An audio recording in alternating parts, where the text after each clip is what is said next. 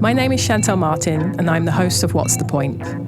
This is a conversation series dedicated to exploring why artists create art and the forces that influence us. Join me as I sit down with artists and friends to talk about their reasons for doing what they do and why they continue to create. Anna Wingfield is a Los Angeles-based experimental printmaker working primarily with ink-whipped monotypes. She pushes the boundaries when it comes to printmaking and is great at merging textures, movement, color, and light. And I'm so happy to learn more about printmaking and Anna's work today. Please welcome Anna Wingfield. Anna, thank you so much for coming in today on this rainy LA day. Absolutely. I started this series to speak to artists with the hope of understanding collectively why we make art. You know, I feel like we make, we share. Mm-hmm. And I don't know if we have similar or very different reasons to doing it, but I feel like we're all kind of called to do it. So I'm hoping that these conversations will help me and perhaps a greater we understand like why collectively as artists we make work. Yeah, I love that. And I'd love if you could start by telling me your earliest memory of experience in art. Yeah. Let's see. Probably earliest of making art was probably about 5 years old. There was, in my elementary school, they would always have these yearly kind of art competitions where every grade is invited to make something, and there's usually an overarching theme. But as a 5-year-old, I just kind of drew what I wanted. And my dad, who was also quite artistic, we would just kind of sit down in our little play area and just bring out the color pencils and the paints, and I just kind of went for it. And it was this very abstract, lots of like different faces and fruits and this weird thing. But I ended up winning, which was very exciting as being so young and just sitting down and creating.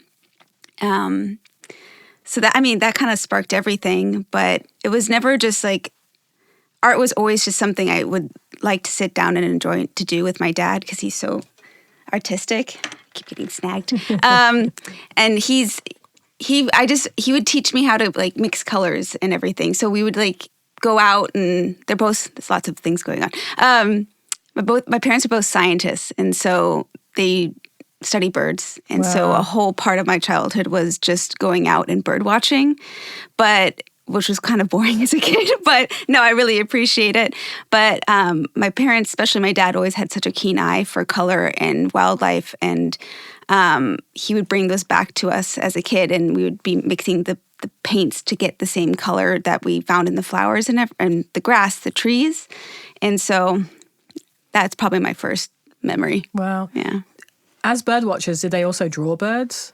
Yeah, my dad for sure. My mom is a great little cartoon artist, but my dad is a fantastic drawer and painter. And so he would go out and observe the birds, record and write, but then he would go home and draw them and all the feathers and them flying and the migration patterns. So yeah, he would. That's so cool to grow up with artists and scientists, like those two together. They kind of go hand in hand, which I'm now realizing.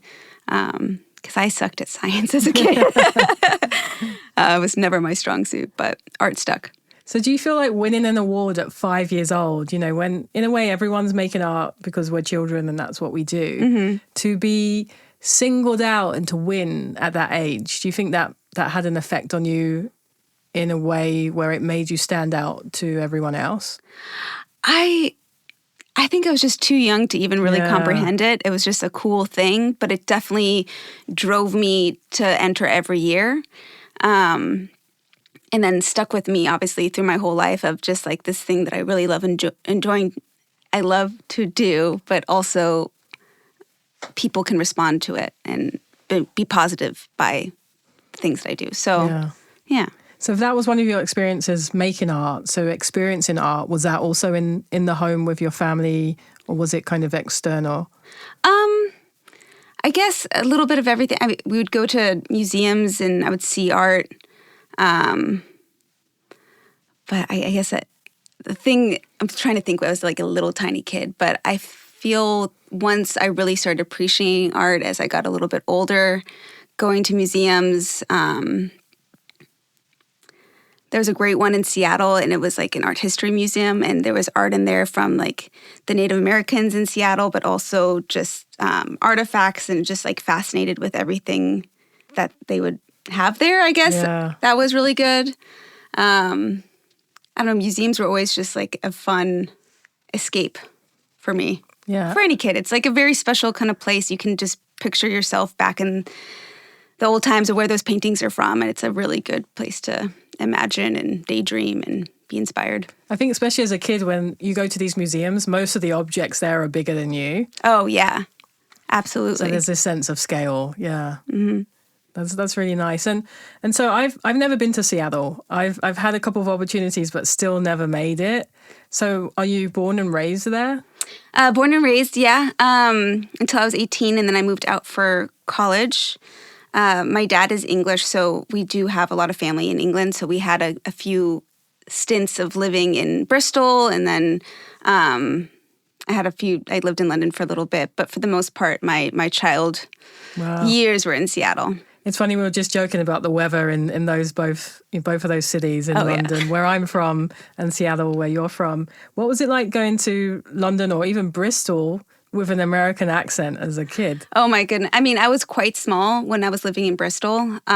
So I actually picked up a Bristolian accent, which is a weird one out of all the dialects I feel of England. Yeah. Bristolian is pretty weird, but it was great. My parents were doing a sabbatical for a year there, so they were teaching at one of the universities. So my older sister went to school, and I went to kind of, I guess it was like a preschool situation, and it was just a dream. It was just so, I'm so young, but I have like distinct memories of the city and walking around, and it felt like I was living in Mary Poppins a little bit, because it just was so different from what I grew up in, and then what we went back to in Seattle. But a lot of history there, a lot of art. Yeah, for sure. Cool. And especially being that young and packing a bag and getting on a plane and having that whole experience, and then having this time away from your friends at that time, and then maybe you're coming back as a different person, and having an accent for a little bit. I phased out again, but I don't know. I wish I could have had more memories of coming back to the States at that age and having an accent and being like, Anna, what happened to you? But yeah. And do you remember doing art at school, like younger and then a little bit older? Yeah, I mean, definitely through elementary school, and then middle school, I kind of took a break. And then in high school, I really picked it back up again. And that was kind of like my senior year. I was in an art class where the teacher was fantastic, and she really just let us explore. And we kind of had everything at our fingertips. And I was really into spray painting. And so she let me build this little spray paint room where I could just go at it. And that was kind of one of my deciding forces to apply to study art in college, because it was such a good experience and such a good outlet. Yeah. Was that like one particular teacher that allowed you to explore and be experimental, or was that across the board in high school? It was that one teacher, for sure. I was also taking a lot of musical theater. I thought I was going to have a musical theater career. Did not work out. But the art stuck. But that was a teacher who's just, because before it was so like, we're going to do painting, and then we're going to do drawing, and we're doing still lifes. And she was really just like, find something that connects with you and go for it. Yeah. And musical theater, coming from England, we have drama class, which I never took. And then coming to America, I meet more and more people who are into or were into or studied musical theater. like just for people that don't really know anything about that, like what is that, as from your past experience and what you know of it now? Yeah, I mean, I always loved watching musicals as a kid. So, oh my gosh, like Chicago and Into the Woods and all these very vibrant, very musical sing and dance movies that I feel like kind of get a bad rep because it's nerdy, but I loved it. It's just pure joy. But there's so many emotions that you can, Les Mis, there's war, there's star-crossed lovers, there's all these things. And to get up on stage and have like that thrill, I think was just so fun. And I love to dance. I'm not very good at any of it, but I like to do it.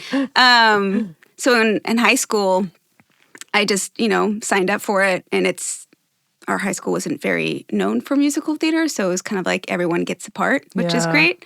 But yeah, then, I feel now it's Broadway. There's movies that are just like dedicated to revamping classical musicals. Wicked's coming out as a movie, so I feel like it's not as nerdy now, but it's becoming a bit more, mainstream. Widespread. Yeah. So when you're driving, do you listen to some musical theater sometimes?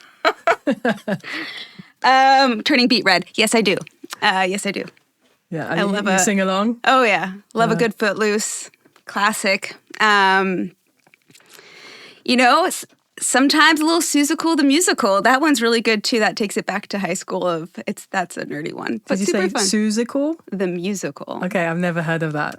It's a musical based on a Dr. Seuss story. Oh, okay. Yeah. That wasn't what I thought it would be, but that sounds good. It's fun. It was a good good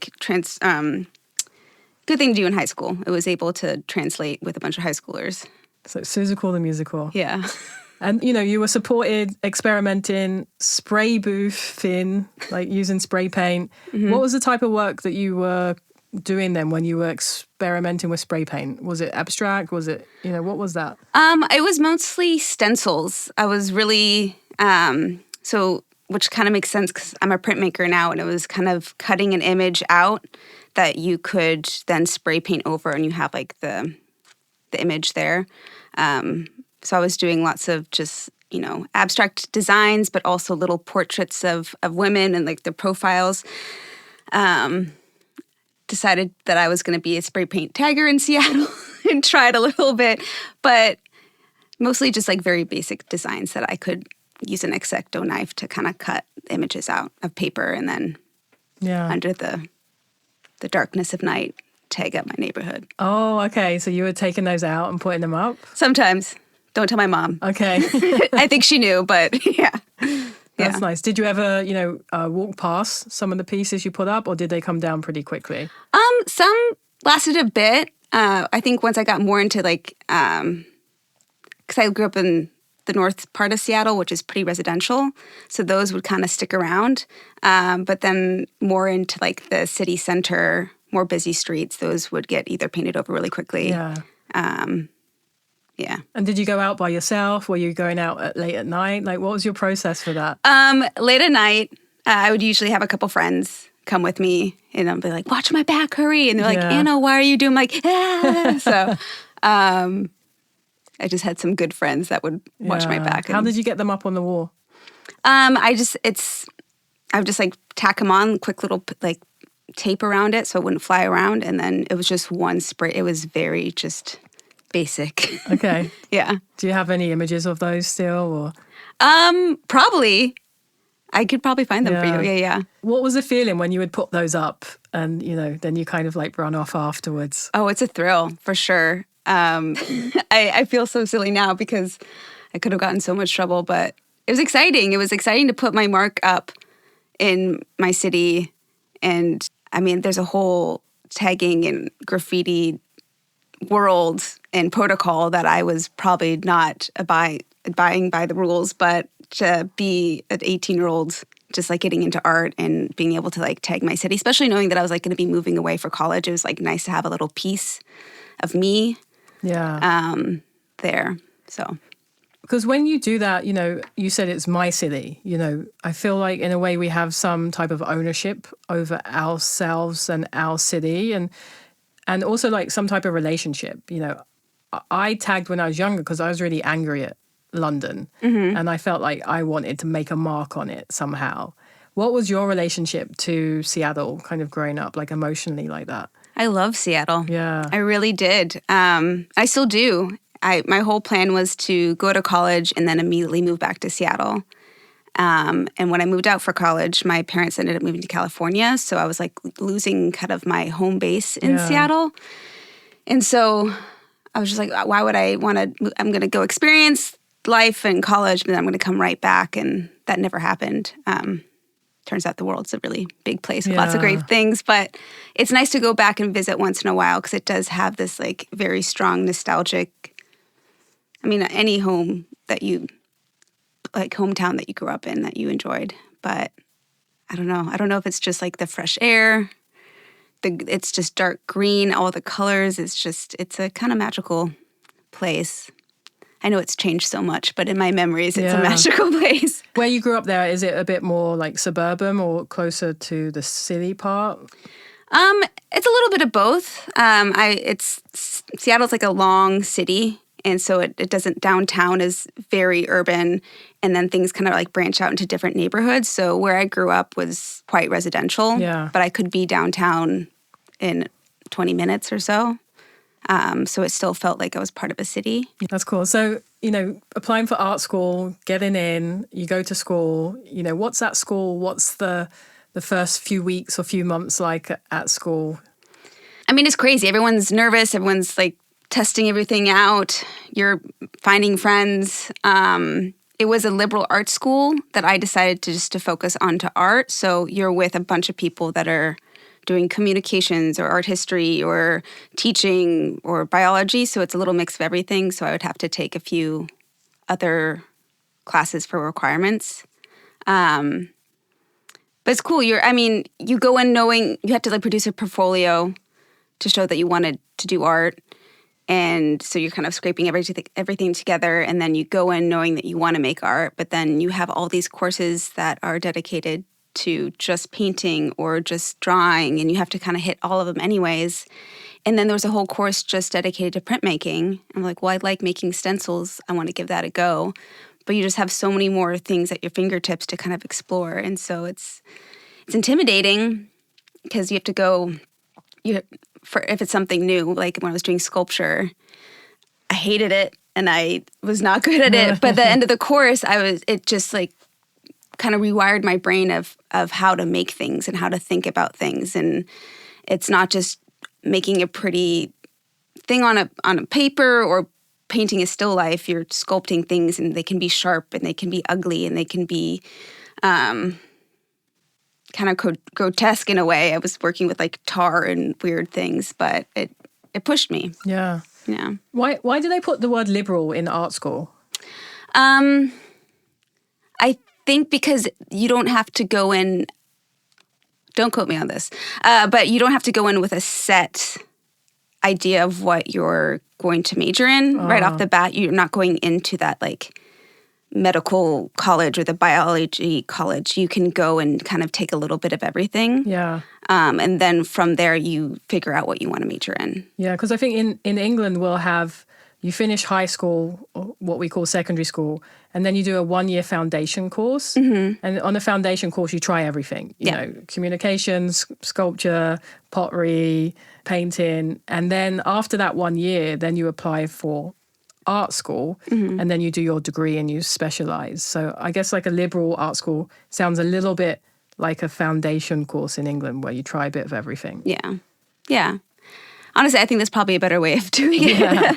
But I guess you get a more well-rounded experience and probably more room to party. It's funny because when I first went to art school, it's interesting who the people are that you navigate towards or you're drawn towards, or the people that are drawn to you. And I definitely found when I went to art school, there was definitely these little cliques of people.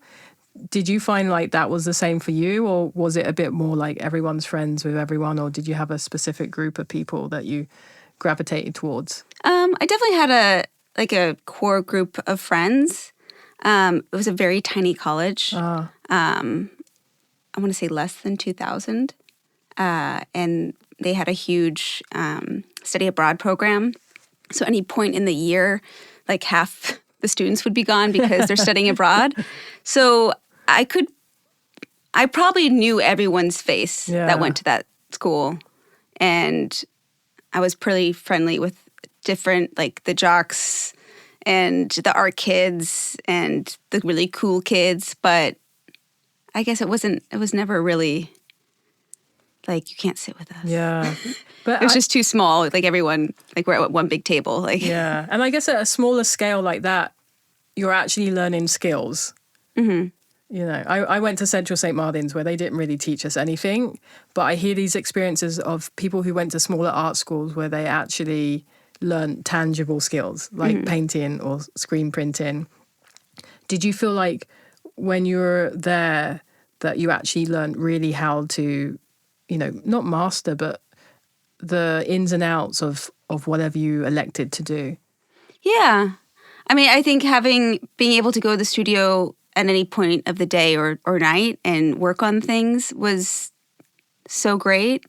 But the teachers there were also really helpful. I got to learn photography and develop my own film, and to be able to go in like really late at night and be in the dark room and just like working away. I miss that. But I think having such a small classes, no more than, 20 people in a course, it was able to really focus and learn. Yeah. It was funny, in England, whenever we had American exchange students, they were really surprised that the library would close at 6 p.m. or, the school would close at 6 or 7, because I guess like that, they were used to going in late at night or kind of any time they wanted. Yeah. I mean, I did my study abroad at Goldsmiths, which was awesome.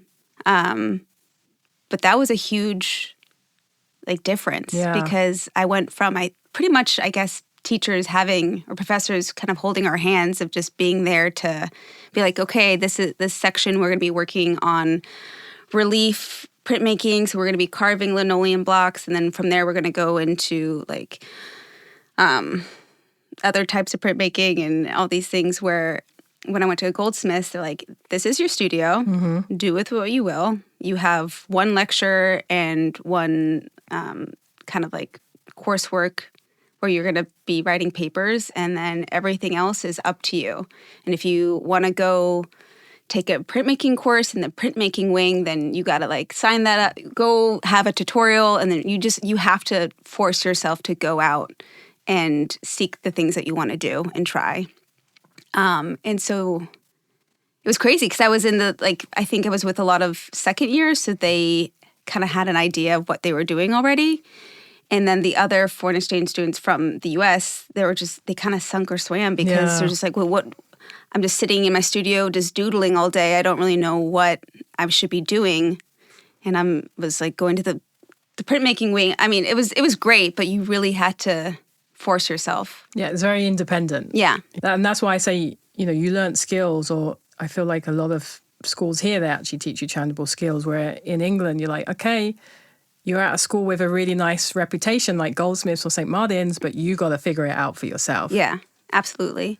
But I think that's honestly kind of what pushed me to have a good studio practice after I graduated, because you graduate from college and you had the studio, you had everything there for you, and then you're in the real world, you're paying rent, you got to get a job. And I was a printmaker, so I didn't have a press, I didn't know where to go, and it pushed me to find communal printmaking spots, or it really forces you to be like, okay, I went to the school for this thing that I love to do, but can I still do it in the real world? Yeah. And having that independent study abroad experience, really, it was just like, okay, I can make this work. At any stage along the lines, did they teach you how to do it in the real world? Because like you say, if you're at school, they have all these amazing printing presses and equipment. That is a craft that, like you say, when you come out into the real world, how do you even figure that out? It took some time. I graduated in Baltimore, and I stayed in Baltimore for about a year, working at a bar. And there was at least one, my college actually let me come back and have a couple studio days by myself. Yeah. The professor was a great, thank you, Ed Vortek, and let me go in and print make or work on photography. But it wasn't until I moved up to New York City that I was very much ready to get into art full time again. And so just talking through friends, I found the Student Arts League of New York City, and they had a full printmaking floor, more or less, and they had everything there. But it's still kind of, there's an instructor there if you need help, but it's also pretty much independent studio time. And then from there, I was able to find another place that was closer to me that had a press that you just rented time on. But it was just you had to I was just Googling printmaking shop open hours and just talking to people. But it's up to you. What's a Students' Art League? It is a wild place. It's been around forever. It's up in Midtown, and it's a school, more or less, that you can go and take courses in painting, and they'll have models there for drawing, and they have, I think, photography. They have printmaking, but it's for all ages. So they'll have like kid courses, and then there'll be, people that I feel have been there for hundreds of years that still just go and paint. They got some relics. Yeah. Some relics, some great personalities. But it's just artists that are in New York City that want to keep making art, and it's a huge facility to do it. And it's affordable. For us who aren't familiar with your work, how do you describe it? Or, do you have any terminology that you use to, talk about your work? Yeah, I do printmaking. I make monotypes. So it's a type of printmaking that is kind of a hybrid of painting and printmaking. So they're all one-of-ones on paper, and I use copper plates to apply ink in a technique I like to call ink wiping, where I'm basically pulling and wiping swaths of colors of ink across this plate, building up and scraping away. And so the ink is kind of building these layers that you can see colors like combining, but also textures that have been scraped away. So it's kind of like a memory, but also layers and layers of ink and color. And I work with copper because I came from working with etching, and where you have to use copper to kind of like etch into the metal to order to make your design. But I love how like soft the metal is. So even though I'm building on top of the plate with ink, it still has like wear and tear to it. So it has like a lot of like memory touch to it, I guess. Because you can see on the plates, there's like scratches of just me from wiping ink on it for years and years. So basically I paint and I wipe the ink onto the plates, and then the printmaking part comes into it. So paper goes over the plate, and it goes through a giant press, and the reverse image of the paint on the plate gets stuck onto the paper. And so the final piece is the paper with the image on it, but it's the reverse. So it's a lot of kind of creating a memory or creating an image that I'm thinking about, but knowing that the first color I put down is going to be the first on the paper, even if I put tons of layers over it. Yeah, so the first color you put down will then be hidden, but then it's revealed as the top layer when you print it. Yeah. And, you mentioned like because you use copper, it's a very soft metal, you're going to have these like process marks or blemishes as you keep using those plates. Do those marks transfer into the final image sometimes, or? They're definitely in there. Sometimes you just can't see them through all the ink that I've put on. But they're definitely there. Just like looking at some of the plates that I've been using for 8 years. They're scratched, they're marked, they're dented, but they're kind of all hidden under the surface. And is that something in your practice?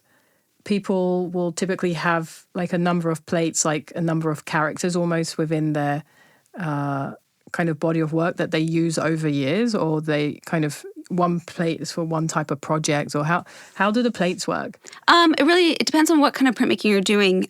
So for, let's say, like etching, you're working with one plate where you're scratching an image into the metal, and then you're putting it into acid, and the acid is biting away those scratches to make them wide enough to put ink inside. And so the ink, the grooves and the scratches are what hold the ink, and that's what gets transferred to the paper.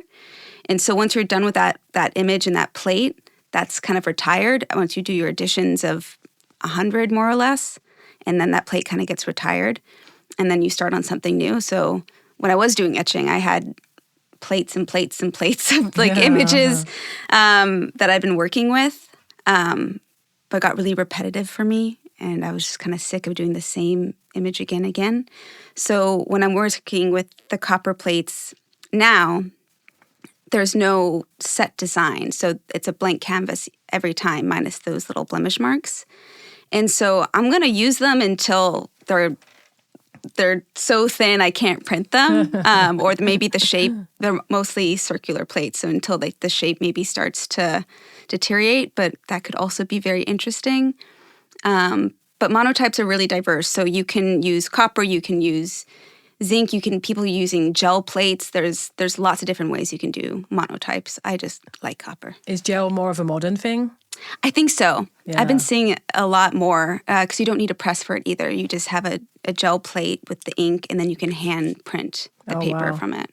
It's funny because the process of monotype sounds very scientific in a way, in the sense that there is a lot of process and experimentation versus like you take a paintbrush out and you touch a surface. You've picked a kind of a craft that takes a lot of time and then has a lot of repetition. So it's almost like experiments within, the process of each time you make a print. Absolutely. Yeah.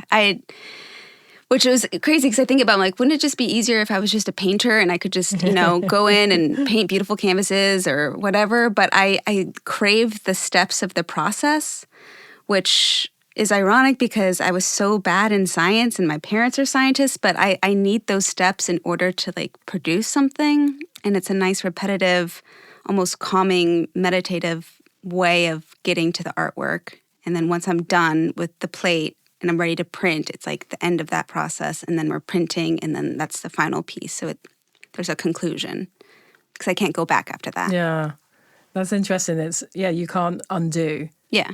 That's beautiful in a way. You have to live with your mistakes. Oh, yeah. Or you have to live with the process that you've chosen. Mm-hmm. Which sometimes, the mistakes that have happened in a singular pressing have turned out great. And sometimes the colors don't mix and it's just like a blob or things skid. And so I have to start again. But you learn each time. Yeah. And still steps of the whole process. And what is it about a circular canvas that you find intriguing? Yeah, I came from using squares and rectangle plates, and then once I started the monotype process, I was just immediately drawn to this circular plate that I found. And I'm scared I can't go back now, but it's such a meditative way of applying the ink. It feels like I'm completing, as I complete each wipe, the wipe keeps going. And it can become a sphere, but for the most part, I love it because it looks like a window directly into what I'm creating or remembering, or the colors that I've pulled from a palette that I saw that day. It's immediately like a portal back to it. And so I've tried different things, and it doesn't, different shapes or different squares, and I don't feel it is as authentic as a circle is for how I see it. Have you had many opportunities to kind of show your work to the public, or what are your kind of hopes for that space of showcasing your work? Yeah. This past year, I had 2 solo shows in LA at 2 small independent galleries, which was awesome. It was really nice. I've had a few pieces in group shows, or I've done art fairs, which have been great, but it's a really intense 3 days of kind of selling your work to people when you have 20 seconds while they look at it. But it's been a great experience. But the solo shows this past year have been great to kind of put my work out there and really talk to people and answer questions that I haven't normally thought about, because I'm always creating in my head, and then someone who has no idea what I'm doing or have never seen a monotype before, kind of to tackle those questions and have me think about it. What was that process? 2 solo shows in 1 year in the same city. That sounds like a lot of work. One was in spring and one was the end of November into December. So I had a lot of time in between. But the second show was kind of like a last minute, hey, we have an opening. So that was a huge scramble. I know I work well under everything's happening at once. So everything's really crazy, but I can do it, which is good. But the one in March, I had some time I had time to plan out what I wanted to do, what I wanted to make, have a theme, and really kind of force myself to produce a body of work singular to a show that was just me, which I haven't had the opportunity to do yet. So that was really cool. And because you're potentially showing it to a demographic who aren't familiar with monotypes, you get to show in those solo shows the process or videos or documentation of how the works were created? Yeah, I'm learning now that visual aids, especially with my printmaking process, is extremely helpful because I'll throw out printing press or copper plates, and people are very sweet and like smile and nod at me, and they're like, "Okay, great, no idea." But that at the second show we did, they had a video of me. It was just some of my reels from Instagram, but my process reels of me taking the plates and like the really big ones and inking it and then putting paper and it going off the press. And so when I'm talking to someone and then they look at the video and they're like, oh, it's so much more than just a circle of color. I'm like, yes, there's many steps involved. So, and because that's the thing, the work that you're doing is so physical and there's such a process to it. In a way that is the work in itself. You have these circular monotypes, but I feel like it's so important to show process in a way, and that's just from my own kind of bias of wanting to expose how things are made. But like you say, I feel like it does connect the viewer to the work in such a tangible way. Absolutely, yeah. Even having like some sketchbooks in the gallery too, so people can kind of, because I pull color from my kind of everyday life, or I'm going back to these same places and recording the color at different times of the day or different seasons. And so I have like kind of a sketchbook of just color memories or color palettes. And that's kind of the basis for where I build my monotypes from. And so having the sketchbooks there for people to kind of like look through and then like see how it then is finally translated onto the paper in the end is also, I think, helpful. So next time you do a show, your next solo show, what lessons did you learn from those that you'll make sure to incorporate in the next one? Yeah, definitely more visual aid and process videos for sure. I think having maybe more of a breakdown of printmaking and why like monotypes are so special to me. So if I'm having maybe the copper plates there too in their own moment of kind of wear and tear would be interesting for people to see. I don't know. I have some ideas of things I would like to have a whole show on, and very like LA based. And I think having all the color, all the like things that kind of go into building one piece. It's not just paper and ink, just like having kind of an idea or giving people an idea of everything that's going into it would be great. I obviously can't have the whole press there because it's huge, but... Well, that would be nice, but something. Yeah, and you mentioned your Instagram, you have those process videos. I think you're very good at showing that process on Instagram. How are you finding time to, make sure that you're capturing those moments and then uploading it and then still making your work and like juggling all those things? Oh gosh, it's just, it's always a struggle, but it's hard. You're wearing your heart on your sleeve for sure. And social media is great, but also can be a very scary place. And so, and like all the trends are going on. So I just try and stick to like, I don't want to fake anything. I don't want to do something just to get the footage, or I don't want to fake anything. So a lot of it is just me revealing my monotypes at the end. But it's also hard to forget. You get in the studio, you start setting up, and like, I'm not going to put my camera out to record me the whole time. But in the moments that I do remember, that's very helpful. I'm terrible at remembering to press record. Right? It's hard.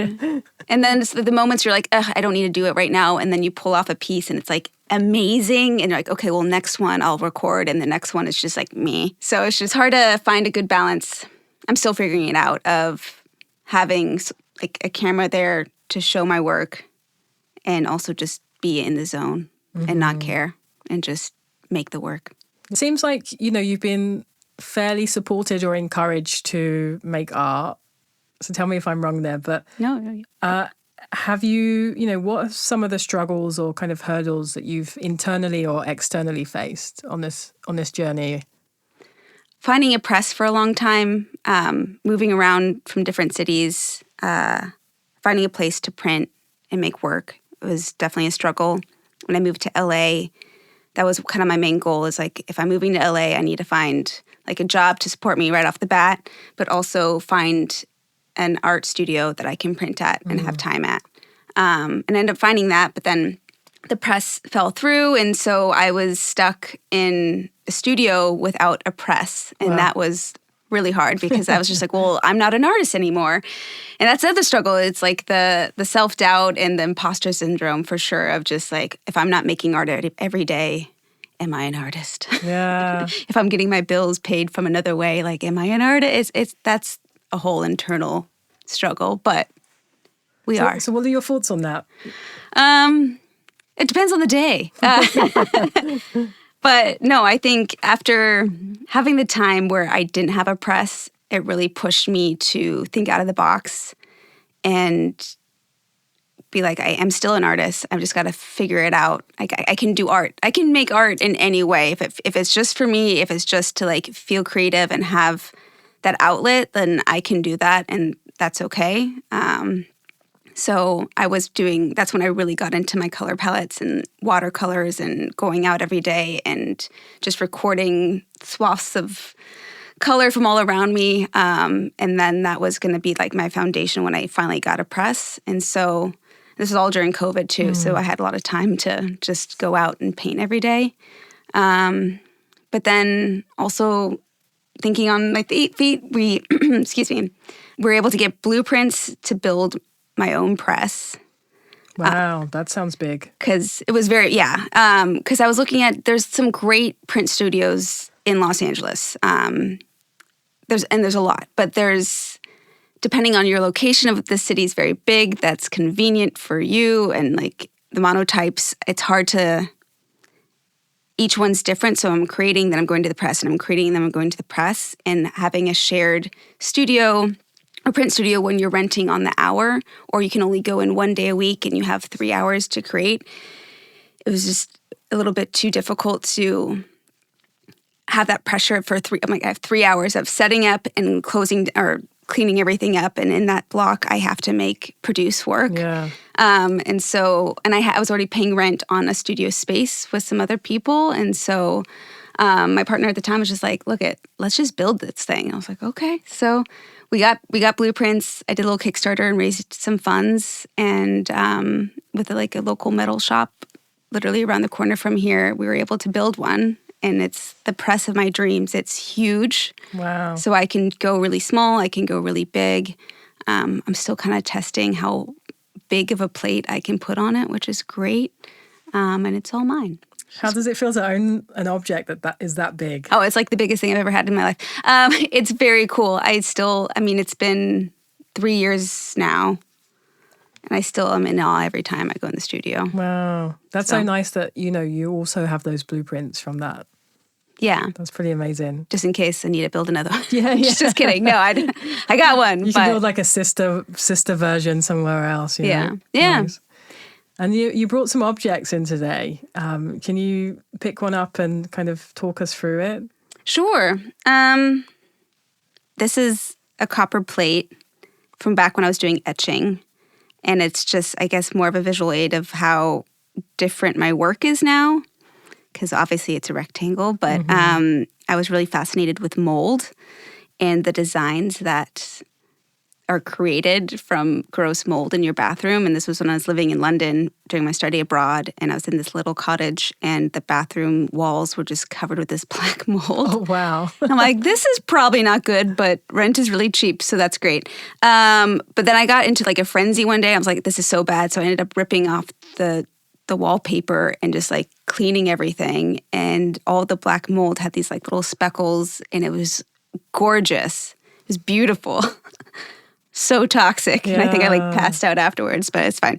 But I got really fascinated with mold and the designs it makes, and peeling wallpaper, and how it can hold so many memories and history of this old decaying walls, but the paper peeling back, which shows other old wallpaper and the paint before that, the paint before that. And it's just all this history. So I did a whole mold series of me just decaying copper, which got kind of meta because I was just I'm taking copper, I'm decaying it to make it look like mold from not actual mold. It was a whole thing. And then I found monotypes, and I'm still using kind of these very natural organic like swaths when I do my swaths of ink, but they're all very like fluid and organic shapes and stuff. And so yeah, this come a long way. It's interesting you describing, how the wallpaper was layered with all this mold and kind of paint and other wallpaper underneath. Mm-hmm. That's, kind of in relation to the way that you make your prints with all the layers as well. So there's that reference there. And then what's this book here? It's a big red book. Yeah. I was drawn to this because obviously it has a circle, and I was like, that looks like one of my pieces. Yeah. And I picked it up, and I love this little bookshop in Los Feliz, Skylight, which is great, and they have a great little poetry section. And I picked this up immediately, and I started reading it through, and the author is Jenna Matecki, and they're basically like little observations, letters that she wrote to friends, poems through her travels around the world. And she has kind of a nomadic life. And so in here, I think there's 30 different cities that all of these writings and stories are from. And I just love how it's just your everyday life and interactions with people and traveling and, not knowing the language, but still having such connection with people that she meets along the way. And there was one section in here that kind of inspired me for my solo show in March, which I called Slow Fade, which was the color and the light at the end of the day and how it's fading and how it kind of shifts everyone's emotions, and the day is coming to an end, but like there's all this beautiful color. And she was kind of a moment in here as well that she was seeing the sunlight go down, and she was on this walking path, and all their interactions with like the shadows of people's feet along the river that she was going by, and it really inspired me. And yeah, if you love to travel and have like good moments with people, like it was a beautiful book. I love the title of the show, Slow Fade. That's beautiful. Thank you. Yeah. I mean, I got this from this book is called The Hours Before Dusk. And it's probably one of my favorite time to like go out and record color, because especially in LA, when the sun is fading, we have those beautiful pink moments where everything is just completely transformed. Like the mountains are pink, the light on your car is pink. Like we're all like kind of fading into this color and light. So beautiful. And do you keep this book at the studio or at your home?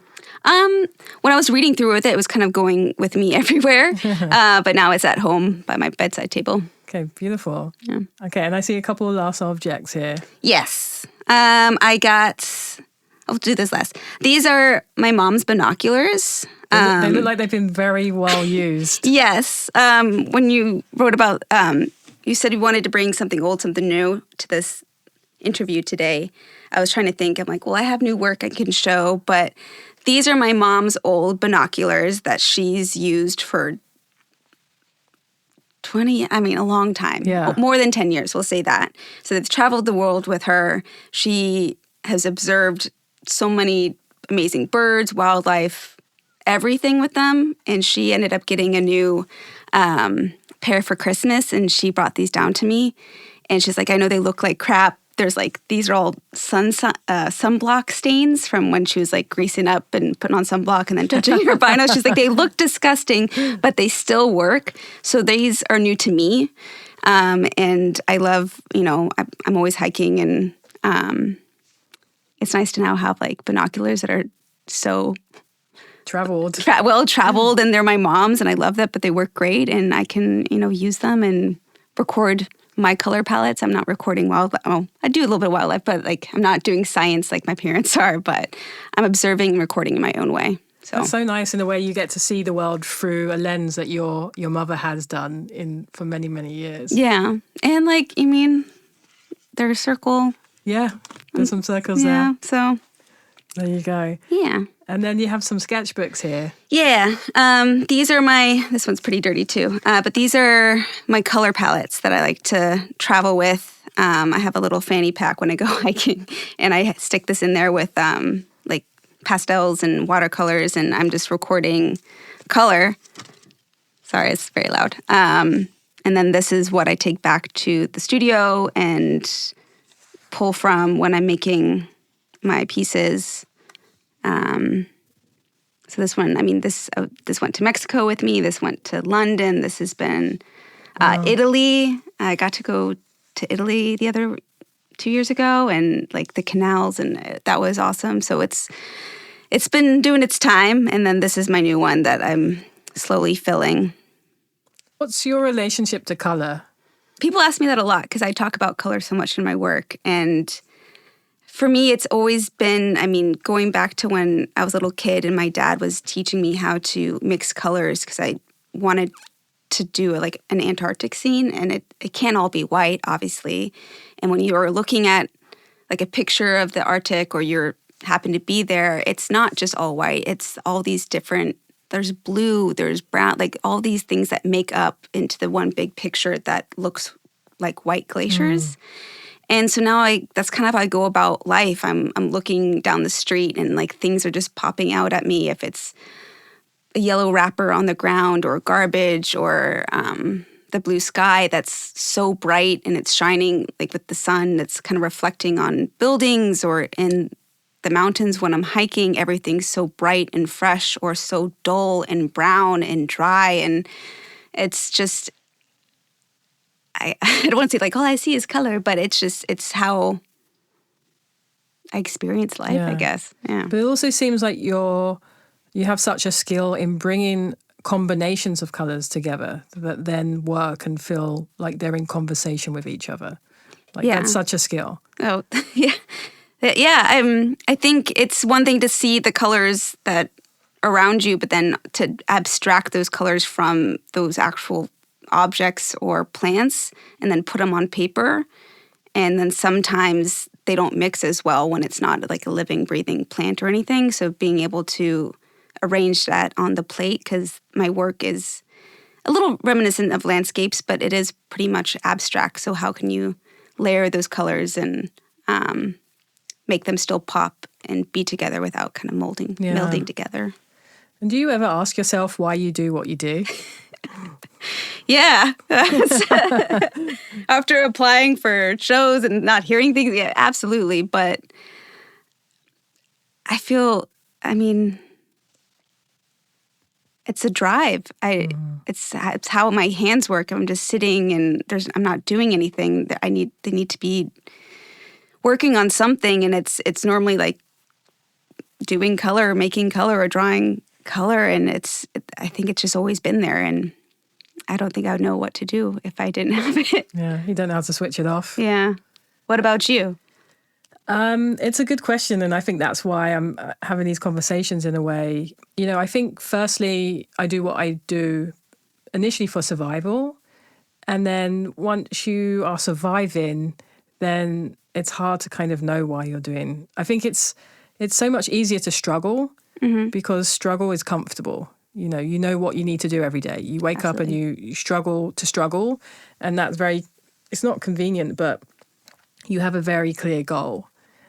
Beyond that, you're building.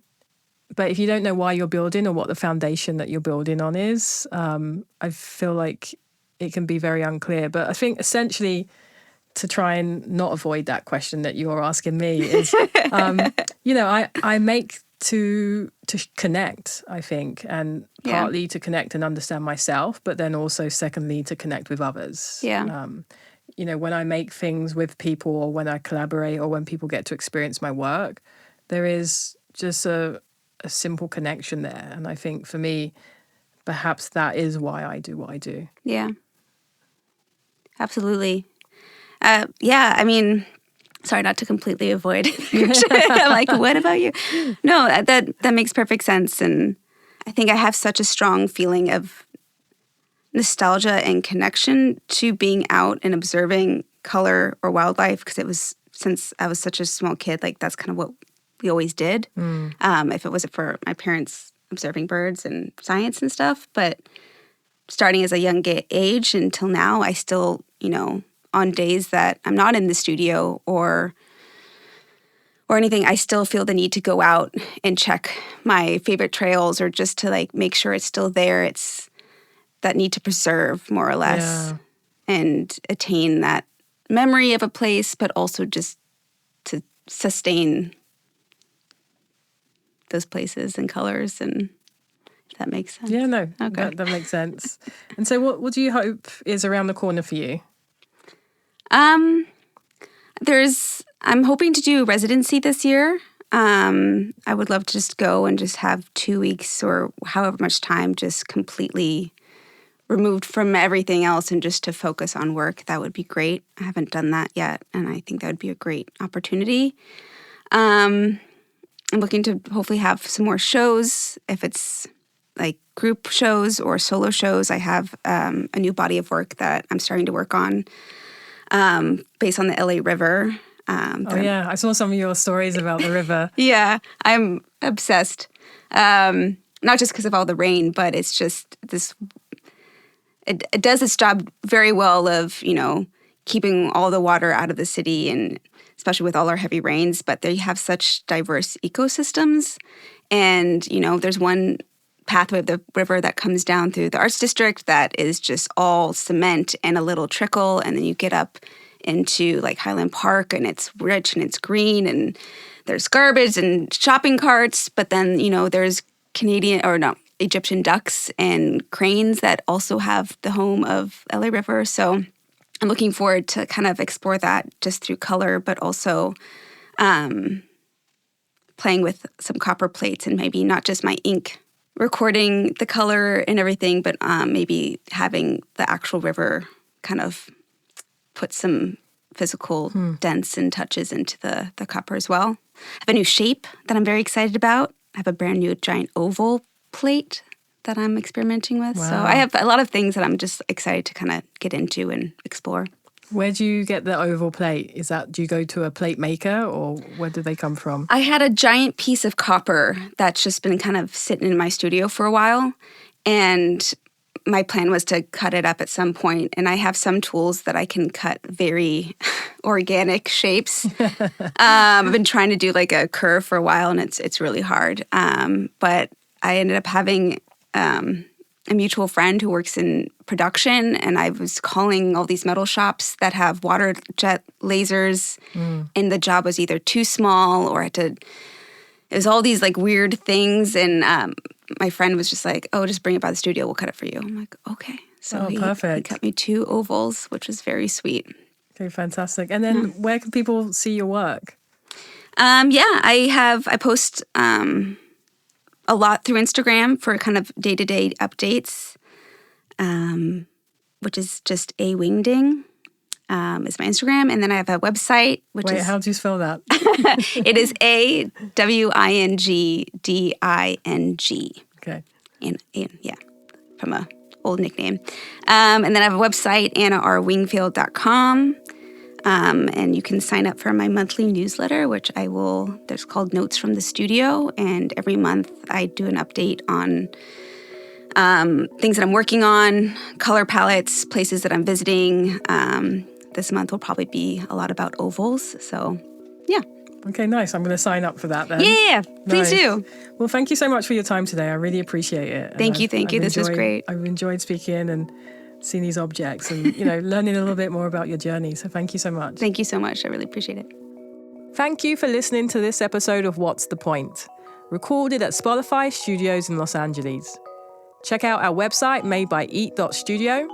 Grant Alexander Peters does our theme music, engineering and editing. Research and pre-show preparation are done by Vern Molidor and Joyce Adams-So from the Shantell Martin studio team. If you like this episode, please consider subscribing to the podcast and leaving a nice 5-star review. Don't forget to check out the show description for more information on today's guest. And you can follow myself and the podcast on Instagram at Shantell_Martin. What's the point?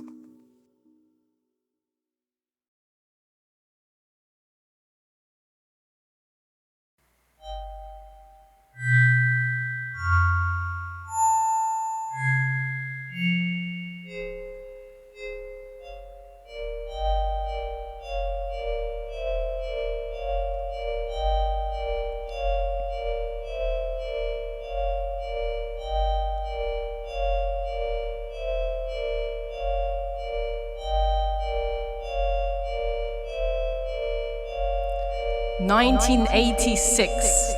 1986.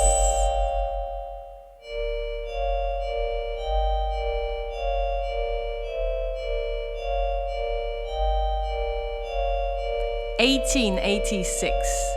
1886. Someone picked up sticks. Someone picked up sticks. 1786. 1786. We didn't have a word for sticks. We didn't know sticks. 1986. 1986. People eating Twix.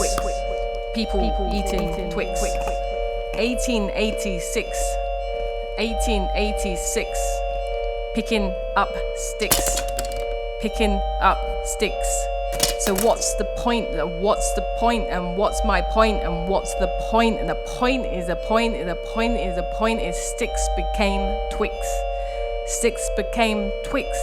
And then we ate them, we ate them, we ate them, we ate them, we ate them, we ate them, we ate them, we ate them, and we didn't know that they were sticks.